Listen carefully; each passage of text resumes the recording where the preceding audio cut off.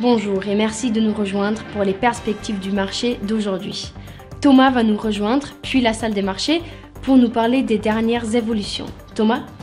Les volumes d'échange de Bitcoin sur Binance ont chuté ce mois-ci, alors que les poursuites judiciaires et la surveillance réglementaire s'intensifient sur la plus grande bourse de crypto-monnaies du monde. La Chine a appelé à une connectivité transfrontalière accrue avec la Russie et à une coopération mutuelle plus profonde en matière de commerce et d'investissement, les deux alliés ayant promis des liens économiques plus étroits. Les investisseurs se sont empressés d'abandonner les paris selon lesquels la Banque d'Angleterre relèverait à nouveau ses taux d'intérêt après que les données sur l'inflation, plus faibles que prévu, ont soudainement rendu cette perspective beaucoup moins certaine. Les actions Tesla ont baissé de 1,7% lors de la dernière session.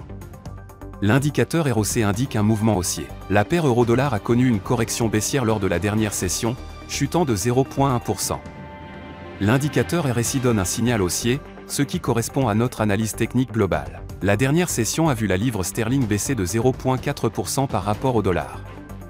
L'indicateur RSI indique un marché survendu. La paire dollar australien dollar a fait une légère correction à la baisse lors de la dernière session, perdant 0,2%.